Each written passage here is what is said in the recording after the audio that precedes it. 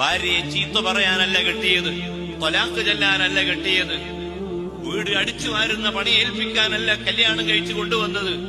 അവളെ ഏറ്റവും മാന്യമായ രൂപത്തിൽ ശ്രദ്ധിക്കുകയും അവൾക്ക് ആവശ്യമായത് വാങ്ങിക്കൊടുക്കുകയും അവളെ ഉപദേശിക്കുകയും ചില യാത്രകളിലൊക്കെ അവളെ കൊണ്ടുപോവുകയും ചെയ്ത് ആ ഭാര്യയുടെ അവകാശങ്ങൾ പരിരക്ഷിക്കുന്ന വലഹുന്ന മിസ്ലുല്ലദി അലൈഹിന്ന, പുരുഷന് ഏതെല്ലാം അവകാശങ്ങളുണ്ടോ ആ അവകാശങ്ങളൊക്കെ സ്ത്രീക്കും ഉണ്ട്.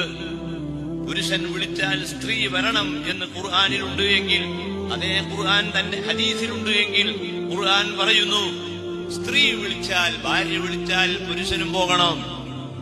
ഭാര്യ വിളിച്ചു, ഭർത്താവിനെ വിളിച്ചു, നിങ്ങളൊന്ന് വേഗം വരണം, നീ പറഞ്ഞത് കേൾക്കാനല്ല ഞാൻ എന്ന് പറയാതെ ആ ഭാര്യ പറഞ്ഞത് കേട്ടുകൊണ്ട് ആ ഭാര്യയെ സ്നേഹിച്ചും ഇഷ്ടപ്പെട്ടും കൊണ്ട് ജീവിക്കേണ്ടവനാണ് ഭർത്താവ്.